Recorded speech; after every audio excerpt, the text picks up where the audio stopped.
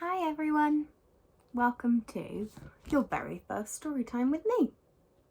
We're going to read a story today called Rainbow Bird, and it's a special folk tale, so a special story that was told a long time ago, mainly through people chatting about it, from people telling the story with their voices, from northern Australia, a very long way away. Long ago, in the time of dreams, when the world was being born, there lived a rough, tough crocodile man. He was huge and mean and scary, and he had one thing that nobody else had. I wonder what that one thing was. Fire. I didn't think the crocodile man would have fire. Fire was his alone. Sometimes he held it with his foot. Sometimes he breathed it from his throat. Sometimes he balanced it on his head. He liked to play with fire. Fire was his alone.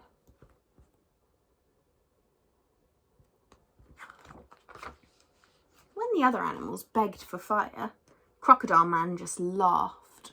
If they came too close, he frightened them away, snarling and snapping his jaws. "I'm boss for fire," he growled through his teeth. "I'm boss for fire." Oh dear. I don't think I'd like to be these kangaroos. It feels a bit scary, doesn't it? I don't think Crocodile Man is being very kind to the other animals. In a nearby tree lived Bird Woman. She would never get close to fire, so she had no light in the dark. She was cold at night, and she ate her fish and lizards raw, which means she couldn't cook her fish and lizards. I wonder if Crocodile Man would be able to share with Bird Woman. Then they could all have the same access to things. They could all cook their food. They could all have light when the sun went down.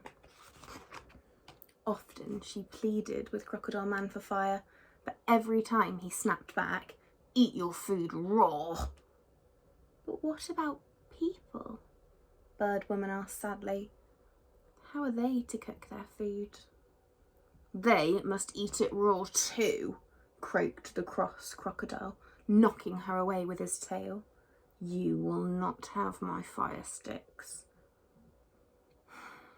"You're so mean," sighed Bird Woman. "If I had fire, I'd give it to you." And she flew back up into the tree.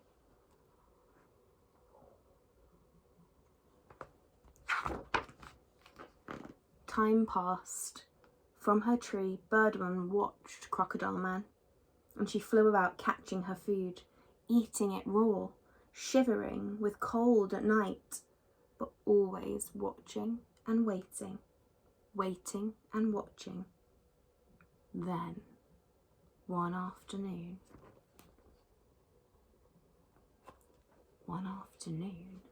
I wonder what's going to happen that afternoon. I've got a feeling it's something to do with Crocodile Man and the fire. Crocodile Man opened his jaws and gave the widest, longest, sleepiest, biggest yawn anyone had ever seen. Can you do a big yawn just like Crocodile Man?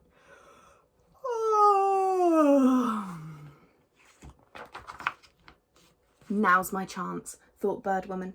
She flashed down from the tree, snatched up the fire sticks and flew back into the air. And there was nothing that Crocodile Man could do.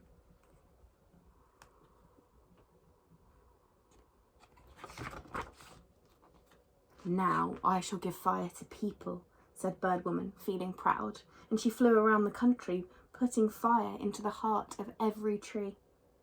From that day on, people could use fire, could make fire using dry sticks and logs from a tree, and they could cook their food, keep warm at night, and light their way in the dark. Then Bird Woman did a little dance and put the fire sticks into her tail. She became the beautiful Rainbow Bird. Now Rainbow Bird flew back to Crocodile Man. "You must stay down there in the wet," she said.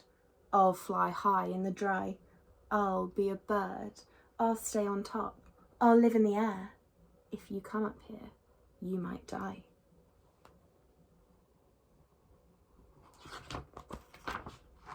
And to this day, Crocodile lives down in the swamp.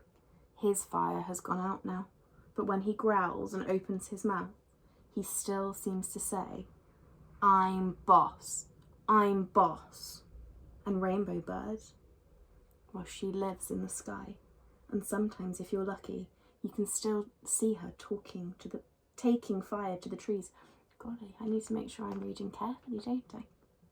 If you're lucky, you can see her still taking fire to the trees in a blaze of feathers, rainbow bright.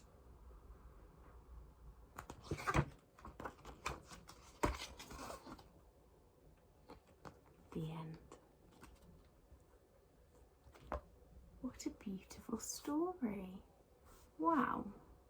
Do you think that the crocodile learnt his lesson in the end?